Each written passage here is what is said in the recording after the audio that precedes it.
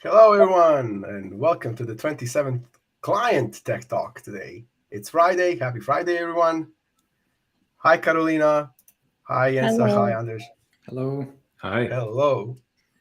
So today is a kind of a special day because we don't host our clients that often, our friends. So it's a very nice way of getting to know what they exactly do, what is their service about. And hopefully we will find out a bit about how it all began and what is going on today. So And who they are as well. And who they are, yes. So you can kind of start by kind of introducing yourselves, Jens and Anders, if you want to. So share a little bit about yourselves and we can move on from there. Sounds good. Thanks for having us. Will be fun. Yeah. Do you want to start? Okay, I'm Jensa, and I'm from Czech Republic. I actually moved to Sweden for Panelista. It was a little bit more than 2 years ago, which is also when we started building Panelista. That was around 3 years ago, and I spent some of my time in Copenhagen as well. Then I went back to Czech Republic, and then I missed Scandinavians, so I'm back here. And I'm developer in Panelista. Cool. Yeah, and since we're a startup, you're a bit more than a developer. You're like developer / designer / product owner / a bit of everything, as it is with small companies as ours. And I love you say that. Like on startups, it's often like / yeah.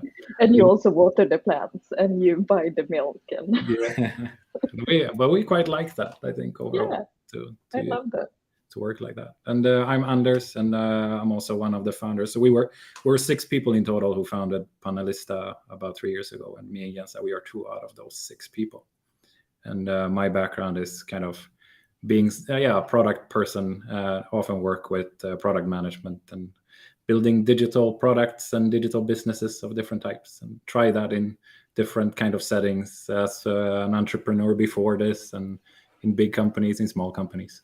So I like that. I normally say I like the process of taking like an idea from the whiteboard to something that is used by a bunch of people. I like that journey a lot. Yeah, that journey is actually quite hard. It's the hardest thing to do, actually, to turn something from the whiteboard into a product. So can you tell us a bit about what is Panelista actually about?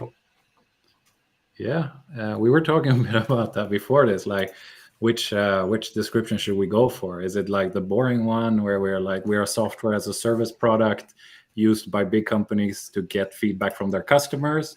Or should it be the more visionary one where we help people who create things for customers understand their customers? And I guess now I mentioned both, but that's what we are. Which one did you pick? The boring or the fun one? I guess we decided not to pick one. But it's basically you do. Yeah, but we're offered this digital product as a service, and people subscribe to it, and people are normally people at big companies that work in these kind of roles that create things for customers. So it's normally product people like ourselves that create digital products, customer experience people, user experience people, tech leads, could be communications people, business development people, innovation people. So we tend to summarize it with like the users we have, they are the people who create things for customers on an ongoing basis that really continuously work with things like that. And what we have created is we created our own method of involving customers in a fast-moving, agile way, and then we built a digital tool around this method. So that's basically Panelista, I would say. It's sometimes So- tricky to explain what Panelista is, even though it's such a simple thing. It's having a tool to have a dialogue with your customers, but not many companies do that in this simplest way, where the dialogue is direct and personal. So part of what we have to do is to explain this new way to everyone. We saw that introduction video. Sorry, Carolina. What was that about? Can you explain what was going on there? Well, the main thing in that introduction video was kind of the behind the scenes, where you get feedback from your customers. So then you get like a feed of answers behind the scenes. If you're the person asking a question to your customer, you get a feed of answers behind the scenes, and you have a few different tools for analysis and for dialogue with them. So you can, in the comments, you can ask follow-up questions. So you have an initial question, but then when you get answers, you can also quickly ask follow-up questions. So you kind of learn more, ask people to, can you tell me a bit more about this? Or could you give me an example? So you really understand their feedback. And then you saw some tools with highlights and things. So that's about the analysis, to make that not into a lot of effort, but just make it super smooth, to just highlight the most important things people say, as you would in a document or something like that. So that's kind of what you saw, I think. Yeah, it was a panel discussion, and in that case, it's not completely public. It's a selected panel of people, and after they answer, they actually get to see answers of the others, and they can comment on them and join the discussions themselves. So if I were to sign up with an account at Panelista for 46 Alks, I could have basically discussions and ask our users, what do you want to see? What do you want to do? How do you think this works? And I can do that in different ways, right? So you mentioned panel discussion now. Exactly. So basically, I mean, we have two main features, but let's say like this. It always starts with a video question. So we always use questions in a video format, and a video question is simply like a selfie video of you, Carolina, where you record yourself, and you give background and context to a question, and then you ask your question, or you pitch an idea that you want to test with your customers, and you do that in the video. And when you have that video question, then you can distribute it in two different ways. Either you send it to a panel of your selected customers. Let's say you invite a bunch of 46 Elks customers like us, and you send the questions to that panel over time. That would be one way. Another way to distribute your video question would be to place it somewhere. Let's say in the admin interface of 46 Elks, you can place it as a button there. So either you send out video questions to a group of invited customers, and you have this discussion behind the scenes together with them, or you just place the video question somewhere. And somewhere could also be in a physical space. We have clients that use QR codes. Let's say we work with public transit authorities, and they want to gather feedback from on board a train. Then they put a sticker with a QR code, people scan it, they see the video, and they respond to the question. That's really clever, because then you have two different ways of asking your clients, because I can imagine like different companies view their like discussions with their clients in different ways. So you don't want to like overload them with like, here's an email, here's another email, here's a fifth email. So then you have the two options of like asking them or like getting them to come to you to tell you things. Exactly.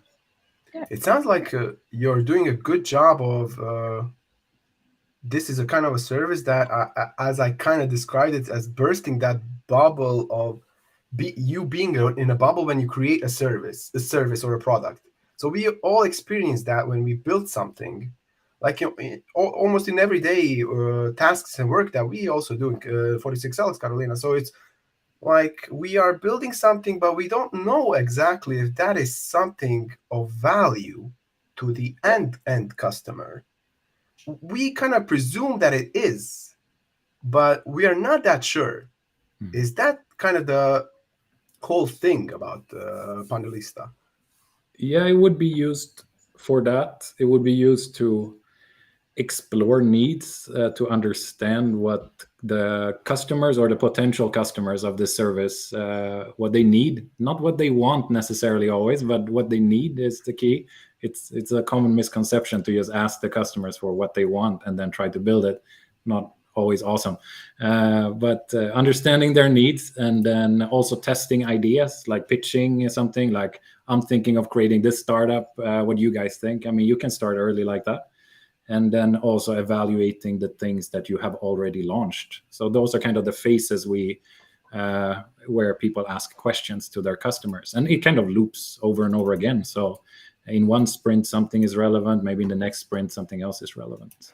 But yeah, definitely asking questions early on is something we recommend, so it doesn't become that you involve the customers when you have already fallen in love with your idea and invested 500 hours into it, or convinced your boss that you should do this.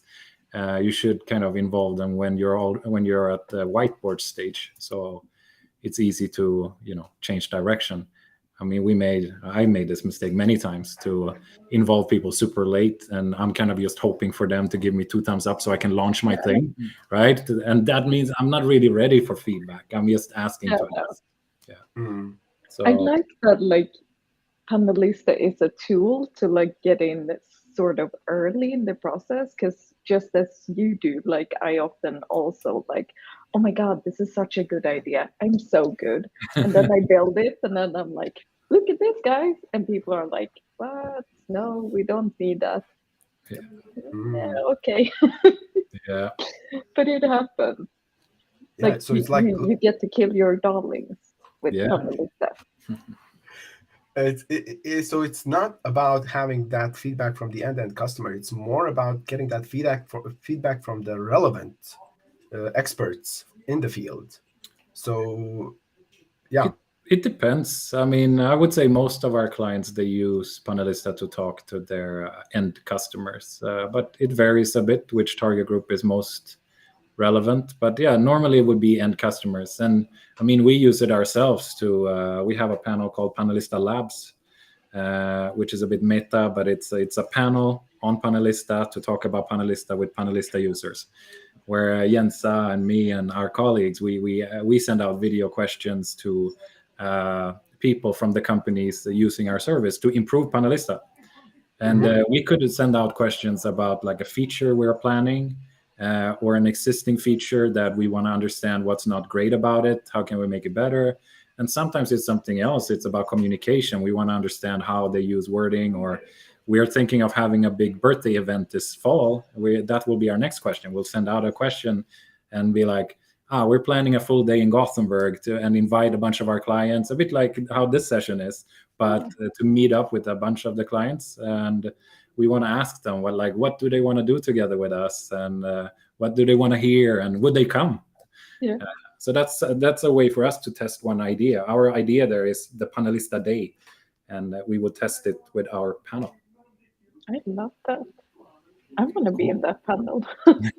We'll invite you. Nice. Can you tell us a bit about the Panelista beginnings? So how did it came out as an idea? What happened? What motivated you to go into that direction? Yeah, maybe I can give the first background, and then as Jensa stepped in, you will have a lot of the what happened from writing the first line of code until launching it. But from the whiteboard to like the text editor. But we started. Yeah, what did it start with? What is a good starting point? But like, it started as a kind of a idea where we the founders, we worked in many different kinds of businesses. I mean, Jensa has been a developer. I've been working with product management. A few of the others been management consultants and etc. So we did different things, but we were all building things, and we were all hearing that everyone talks about being customer centric, and all the management groups talk about it, all the companies talk about it.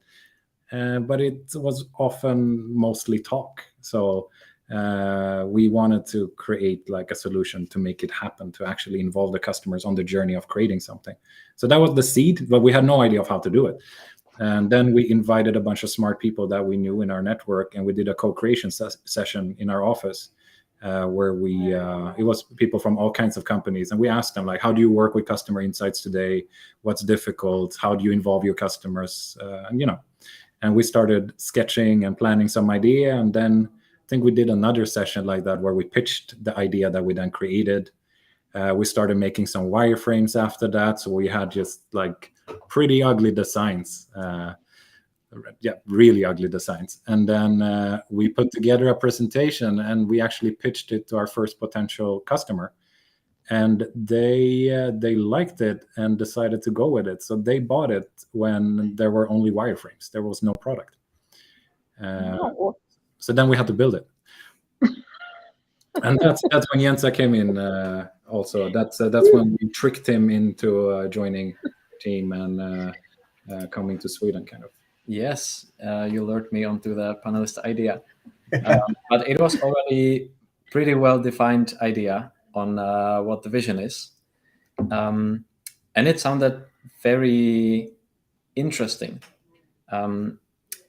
Customer feedback was not my field that I cared about before, but this tool seemed like it has a clear purpose, and some cool twists. Like, for example, the video question. It's a bit of a side step, but it's a very important part of what Panelista is. But as Anders said, we went from whiteboard sketches and wireframes and already one existing client to product 1.0. Was it in 4 months? Yeah, something like that. It was pretty fun. Something like that. Every line of code written by you. In many different countries as well, as I was working, I think one and a half of those months on my trip through Norway and Finland and whole Scandinavia. But it was very, very cool experience. And in that time, we had to narrow the idea down to something that actually works. And I think we were quite successful at that. And after those 4 months, we actually launched on the date that we planned to launch on.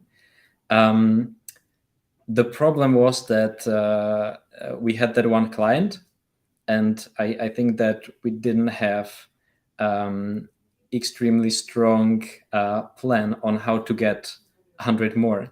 Yeah. And it proved to be quite a challenge. Build it and they will come. Yeah. Exactly. No, that's a good summary. And but that's so cool to hear. Like it must have been such an intense, short journey, but like believing in something, I guess it feels worth it that it got so intense. It was quite fun. I think we made it work in the time before because we were quite pragmatic and realistic, and we were ready to cut out things that we wouldn't have time for. So you had like the MVP in the end, like the most. I think so. We definitely didn't define the product completely and then build exactly that after 4 months. Definitely not. Yeah. But at the same time, it worked after 4 months, and it was complete in its purpose. So that felt good. But there were a lot of things to figure out, just like how do we onboard our client into our product we just built. So we went down and did a full day together with them and prepared something, and it worked out pretty well. And after that, we have polished that quite a lot along the way, of course. But all these little things. But yeah, definitely distribution is, I think, for every startup that is kind of like us, we're bootstrapped, right? We use our own funding, and we don't have venture capital behind us or anything. So then distribution is always the challenge, building up those sales channels. It's different. Like I worked in big companies and launched products there. It's awesome because you can use their channels and just deploy it and get it out to people. But here you have to be the one putting it in the hands of people.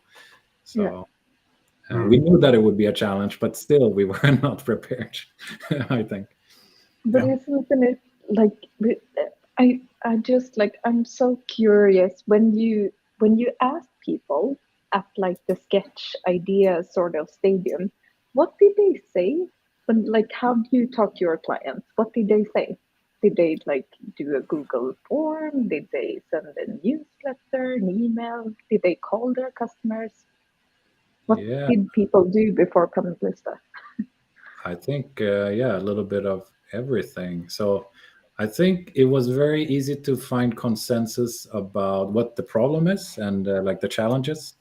Yeah. That it's very time consuming to do qualitative research. I mean, things like interviews and workshops, people love doing it. It's very valuable, but it takes a lot of time and resources. So it often ends up being a survey, or it ends up being nothing, and then you feel bad about it. So that's kind of, that was common among people we talked with. Even yeah, it could be really big companies or little startups. They talked about that in a similar way, that they ended up guessing in their meeting room more often than they wanted to, or Yeah. that they involved people very late, like we talked about earlier. Yeah. Just simply because it became a pretty big project to make it happen. So that's Yeah, what we because you don't really have that time. yeah. Like you don't have the time to do that workshop that you want to do with your customers in order to Yeah, get exactly. there. I mean, I love doing interviews myself or workshops. We still do Yeah. it sometimes, for sure. But let's say I like to do 5 quick interviews, and that sounds super fast, right? But it takes like 3 working days to find people, book the interviews, execute the interviews with a few breaks in between, and then kind of put together the materials and share it with the team. I mean, and who has 3 extra working days during a normal sprint? I mean, that's really hard. So then it gets outsourced, and then you're kind of far away from the insights, and you don't get that chance to quickly ask a follow-up question or something like that. Yeah. So, And with Panelista, because that's what I'm feeling when I talk to you, and when I talk to you before Anders, that like I can still keep the conversation between me as a company and my client.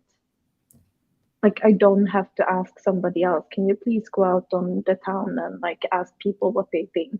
Because yeah, then exactly. it's not me. I don't get to hear what my client wants, Exactly. like from us.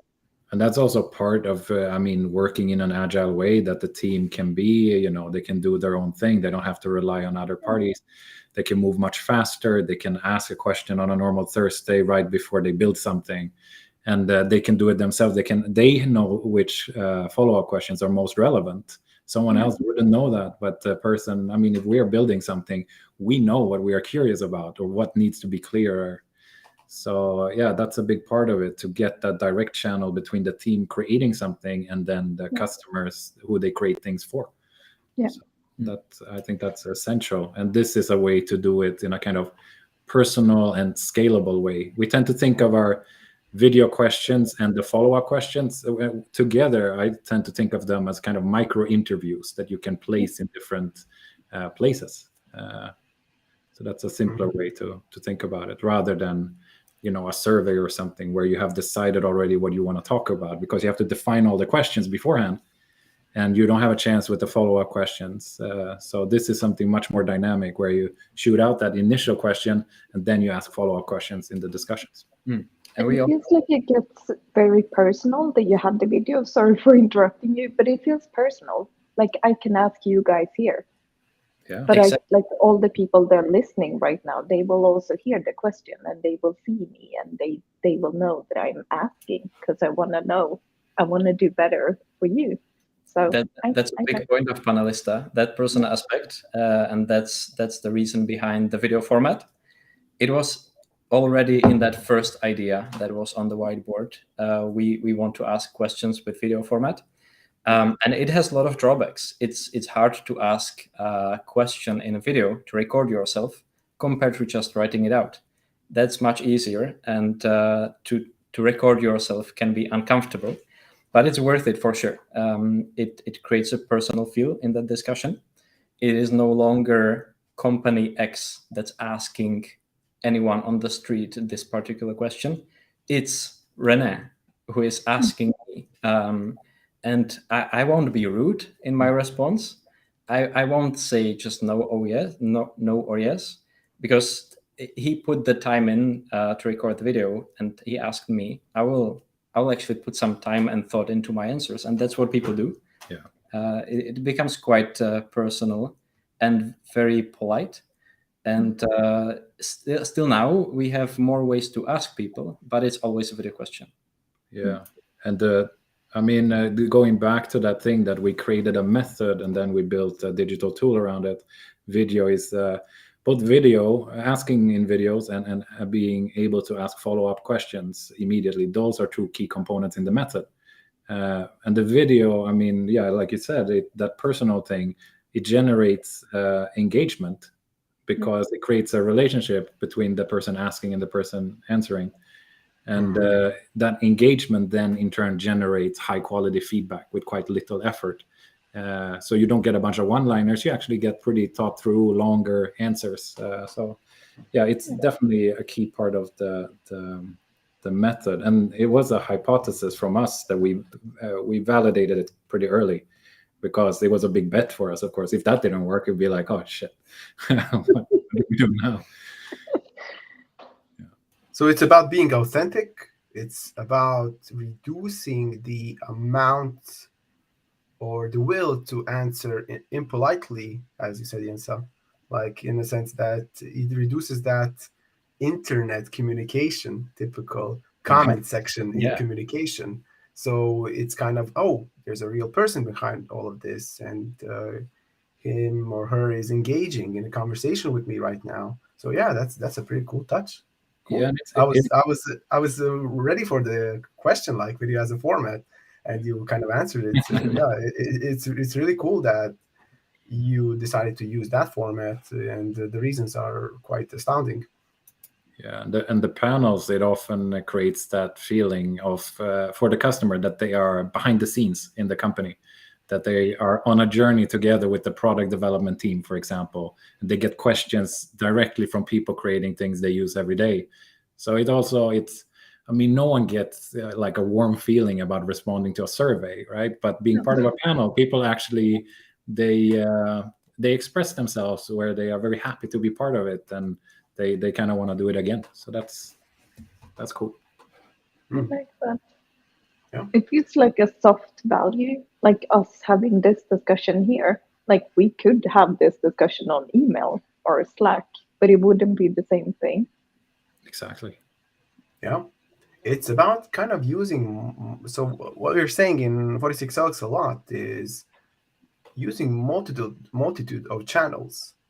Like the whole point of it is to have a lot of channels, and different channels are kind of valued differently by us as humans. Yeah. So we often say, like in SMS communication or calls, you kind of value that communication differently than having another, I don't know, email being sent.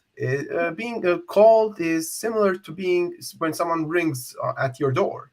So it's quite the similar feeling. So how did you implement, and why did you implement some of our features into your product? Yeah. It's absolutely true that those different channels have different feeling. For us, one of the most important interactions where we need to approach people and those and customers is when someone asks the question. It is a video question, but how do we tell people that there is that new video question? And right now, that first notification comes with SMS because it's a very urgent channel. You don't typically leave unread SMS for a week as you might your email. And so people respond immediately. Not everyone, but when they do, they often do respond immediately. And also it's a channel that's concretely, it works on phones, which works quite well for us. We don't have a mobile app, but we have a website that works just as well on a phone as it does on desktop. And so this interaction where it's immediate, there's a new question, you watch it and you can answer immediately. It works for us quite well. And we then use email as well as a secondary way to approach people, so that they can get back and be reminded, okay, there is a question. And we see that second wave of activity. But we chose SMS and still we keep it because it is more urgent. It is more immediate. And we do get those answers really fast. I mean, let's say you have a panel. Let's say if you would have a panel of 46 customers, you would have like 50 people in the panel. You would shoot out a video question to them on a Monday at 1 p.m. or something, at 3 p.m. you would already have like 20 answers sometimes, and it'd be that like you would start learning immediately. Then more answers will roll in later, and we would send little nudges and reminders and things. But that SMS triggers like instant responses, and it's pretty cool with that kind of speed in a process like this. I'm glad to hear that. Like, first of all, it feels like you have turned it around. So often I hear people using email first, and then they have the reminder on SMS. But here you guys have made like the opposite choice, and then you get the fastest feedback. Because I can imagine like just going on myself and my habits. Like I would tend to answer an SMS before I answer an email. Not that I don't think emails are important, but like I don't have the notifications on. An SMS I always get, even if I'm on the train and I have bad reception. Yeah, no, but it really it cuts through the noise, the SMS, which is nice. And that's also like the idea about the responsive web app that we have, that you don't have to download an app. You click a link in the SMS, you land on a video question, and you can answer it whenever or wherever you are. And that's kind of the idea. That's why it's worked for some pretty crazy scenarios. Like there was a panel of people working in healthcare during the pandemic now, and they managed to shoot out questions to them during the pandemic and get feedback, because they didn't bother them by setting an appointment or anything. They could just quickly answer when they had a little break, and they felt like it was a nice personal thing. So it worked. It would probably not have worked amazingly well to set up 12 interviews or bombard them with surveys, but this format worked well there. So that was cool to see. Cool. Can you just go about and explain, to recap, explain the whole process, how it works? You mentioned you mentioned panels. There's also touch points. How does it all connect? How do you use it? Can you kind of go through one scenario of it? Yeah, can do that. You, me? I can describe a typical flow of a panel question. There is a panel of 50 customers, and you would like to ask them a question. So think of a good question that will inspire some thoughts. You record yourself. You either ask it immediately or you schedule it for tomorrow or some other day, when you want to approach those people at a specific hour when it's convenient. And then that panel of people who previously showed their interest, okay, I actually want to be part of this company's journey, or I want to help them improve their product. They will get a SMS telling them that there is a new question from Rene at 46 Elks. This is what he's asking. And some panelists already immediately watch the video and then reply. And as soon as they reply to this question, they get to the discussion where they see answers from everyone else. And so they can comment on each other's answers and like them as well. And also, the person who asked the question is typically part of the discussion as well, for asking follow-up questions, to explain some things that might not be clear, or to find out more about the topic. And the panel questions, they don't last forever. Typically, they last around 3 days. It is a known thing among the panelists. So when you get the question, you don't leave it for a weekend. You know that you should answer when you have a chance. And so it's a nice time-boxed discussion that ends with a report that we generate, which is a simple place. We can compare it to a PowerPoint presentation, where you get insights into what happened in the discussions. What were the topics that people were mentioning? You can see a summary of your own highlights that were interesting to you. And you can note down the things you've learned, to have it all in one place, so that you can then share it with other people, perhaps your coworkers. I think that is the typical flow of one panel question. Yeah. I also like the touch points. I love the touch points that you have. Can you kind of explain a bit about the touch points? It's a pretty cool idea to place them in public, and not only in public, but in some spaces.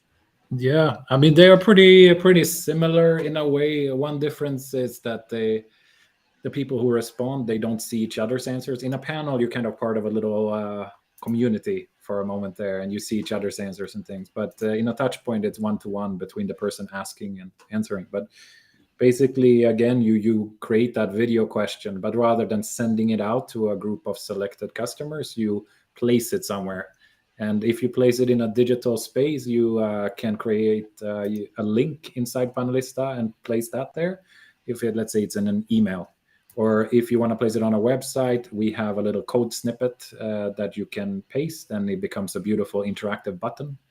And if it's in a physical space or like on a physical product, let's say, in public transport, or when we work with e-commerce, they might put something in the order box that they deliver. Then there would be a QR code that people scan, and the video question would pop up. So I mean, our vision for that was kind of, you should be able to, tap your customer on the shoulder and ask them a question in a personal way at exactly the right moment. That was the idea for us. So then we needed to make it possible to place the video questions everywhere to hit that right moment. That was kind of the idea. That sounds pretty cool. Yeah, and our customers are much more creative than we are. Like we have some ideas of how you can use things, and then they come up with more ideas. It's pretty cool. We also we use our own panel to ask questions and learn about that. And I mean, our customers, they tend to be, most of them are pretty big companies. Most of them are Swedish, but they kind of many of them have global audiences.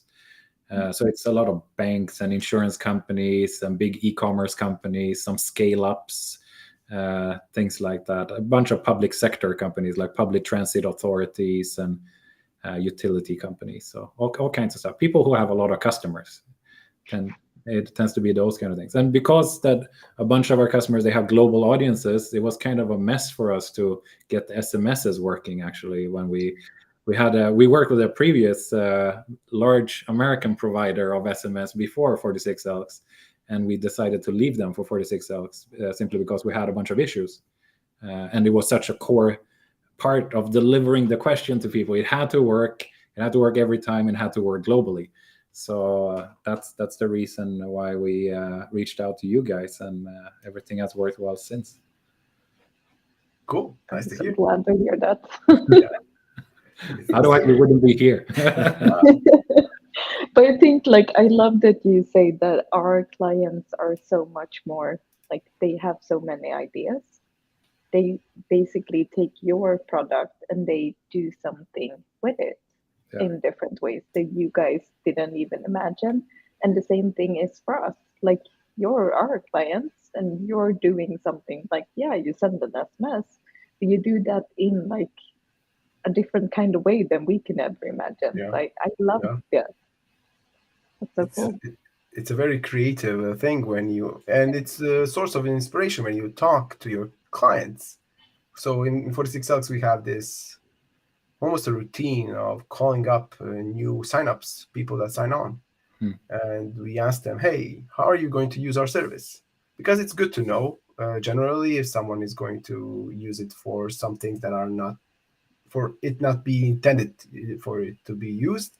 And it's a good inspiration most of the time to have like, wow, okay, you can use SMS for that also. So it's kind of, it is quite similar to what you mentioned in the sense of having that inspiration come from the clients and in real world examples. Cool. Yeah. So thank you all for joining. It was a very nice discussion. We learned a lot today, and I'm very happy that we kind of got the glimpse of what Panelista is about. Thank you again. Hopefully everyone will have a nice weekend. Happy Friday, everyone. If you want to, it's so basically the webpage is panelista.com.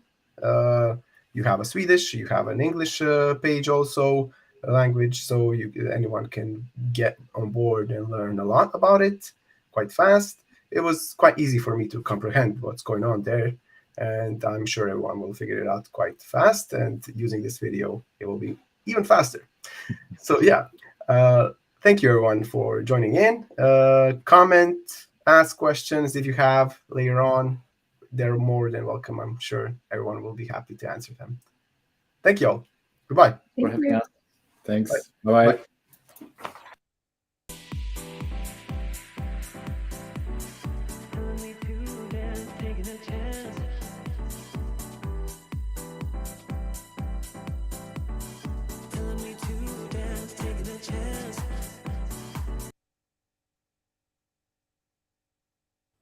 Hey there, thank you for watching the Tech Talk. I would like to let you know about our cool meetup group called Startup Coffee Uppsala.